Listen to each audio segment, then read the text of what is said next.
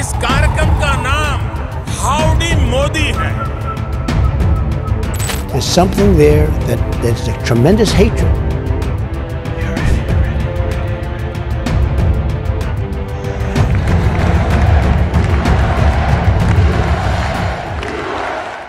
যুক্তরাষ্ট্রের president Donald ট্রাম্পের বিজয়ের পর বাংলাদেশে এর প্রভাব পড়বে কি পড়বে না তা নিয়ে নানা মহলে আলোচনা হচ্ছে।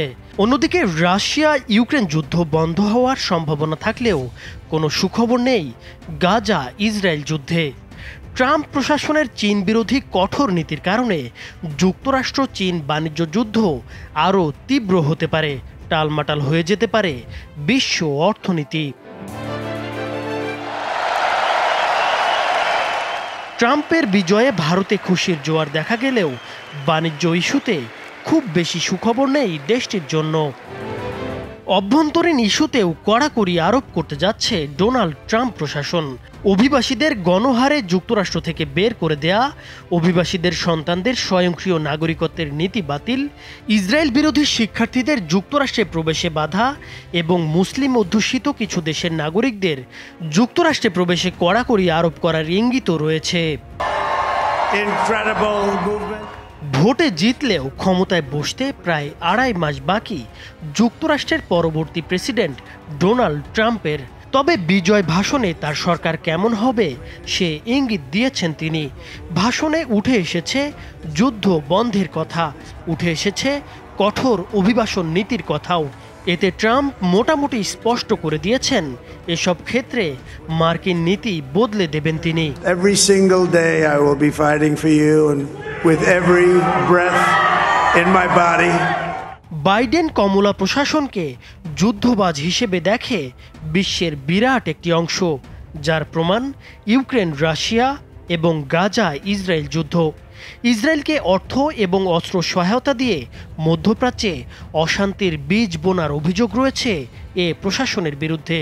আরও অভিযোগ রয়েছে যুদ্ধের জন্য ইউক্রেনকে অস্ত্রসহ নানান সামরিক সহায়তা দিয়ে ইউরোপকে বড় যুদ্ধে ঠেলে দিয়েছেন জো বাইডেন এবং তার প্রশাসন। ট্রাম্প তার ভাষণে বলেছেন তিনি আগের 4 বছর ক্ষমতায় থাকাকালীন সামরিক বাহিনী ব্যবহার করেননি, ওই সময়ে কোনো যুদ্ধ ছিল না। বাইডেন আমলে শুরু হওয়া যুদ্ধ তিনি বন্ধ করতে যাচ্ছেন। বিশ্লেষকদের মতে এই বক্তব্যের মধ্য দিয়ে ডোনাল্ড ট্রাম্প মধ্যপ্রাচ্যের লেবানন, গাজা, ইসরায়েল এবং রাশিয়া ইউক্রেন যুদ্ধের প্রতি ইঙ্গিত করেছেন। ট্রাম্প হয়তো আবারও ইরানের ওপর কঠোর নিষেধাজ্ঞা আরোপ করবেন এবং পূর্বের ইসরায়েলপন্থী নীতি বজায় রাখবেন। 2016 সালে ক্ষমতায় আসার পর ট্রাম্প জেরুজালেমকে ইসরায়েলের রাজধানী হিসেবে স্বীকৃতি দিয়েছিলেন। তাই ট্রাম্পের এই যুদ্ধ বন্ধের ঘোষণা ইউক্রেন যুদ্ধে যেভাবে প্রভাব ফেলবে, গাজা যুদ্ধে সেই প্রভাব পড়বে না বলে মনে করছেন বিশ্লেষকরা। ট্রাম্প প্রশাসনের চীন বিরোধী কঠোর নীতি যুক্তরাষ্ট্র চীন বাণিজ্য যুদ্ধকে আরও উস্কে দিতে পারে, যা বিশ্ব অর্থনীতিতে প্রভাব ফেলবে বলে আশঙ্কা করা হচ্ছে। আগেরবার ট্রাম্পের নেতৃত্বাধীন যুক্তরাষ্ট্র প্রশাসন চীনের বিরুদ্ধে একাধিক নিষেধাজ্ঞা আরোপ করেছিল এবং চীনা পণ্যের ওপর শুল্ক বৃদ্ধি করে দেশটির বাণিজ্য সক্ষমতাকে ক্ষতিগ্রস্ত করতে চেয়েছিল। এর ফলে উভয় দেশই একে অপরের পণ্যের ওপর পাল্টাপাল্টি শুল্ক আরোপ করে, যা দুই দেশের অর্থনীতির পাশাপাশি বৈশ্বিক অর্থনীতিতেও প্রভাব ফেলেছিল। ট্রাম্প আবারও বাণিজ্য যুদ্ধের সেই পথে হাঁটার ঘোষণা দিয়েছেন। ফলে এই বাণিজ্য যুদ্ধের প্রভাবে বিশ্ব অর্থনীতি টালমাটাল হয়ে পড়তে পারে। বিশেষ করে আন্তর্জাতিক বাজারে পণ্যের দাম বৃদ্ধি, উৎপাদন খরচ বৃদ্ধি এবং বৈশ্বিক মুদ্রাস্ফীতির মতো বিষয়গুলোতে নেতিবাচক প্রভাব পড়ার সম্ভাবনা রয়েছে। বাইডেন সরকারকে নিয়ে খানিকটা অস্বস্তিতে ছিল ভারতের মোদি সরকার। রাশিয়াকে সামরিক সরঞ্জাম সরবরাহের অভিযোগে সম্প্রতি ভারতের 19 প্রতিষ্ঠান ও 2 ব্যক্তির ওপর নিষেধাজ্ঞাও দিয়েছে মার্কিন প্রশাসন। ট্রাম্প বিজয়ী হওয়ার আভাস পেতেই দেরি না করে তাকে অভিনন্দন জানিয়েছেন পুরনো বন্ধু নরেন্দ্র মোদি। তবে বাণিজ্য ইস্যুতে ভারতের জন্য খুব বেশি সুখবর নেই। সবার আগে আমেরিকা নীতির কারণে অন্যান্য দেশের মতো ভারতীয় পণ্যেও শুল্ক বাড়ার সম্ভাবনা রয়েছে।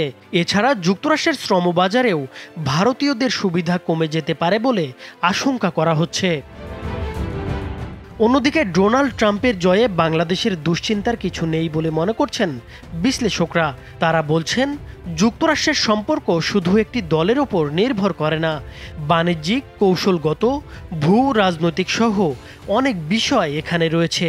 ডেমোক্র্যাট পার্টি, রিপাবলিকান পার্টি সবার সাথে খুব ভালো সম্পর্ক আছে এবং তাদের টপ লিডারদের অনেকের সাথে তার ব্যক্তিগত বন্ধুত্ব আছে এবং আমরা আশা করি যে ডোনাল্ড ট্রাম্পের এই ভিক্টরিতে বাংলাদেশের সাথে ইউএসের যে সম্পর্ক সেটা আরও উচ্চ শিখরে যাবে।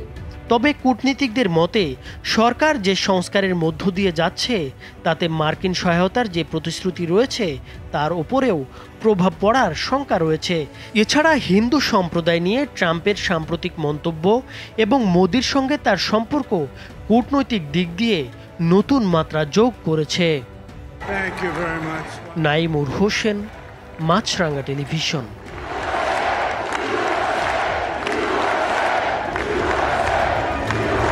Well, I want to thank you all very much. This is great. These are our friends.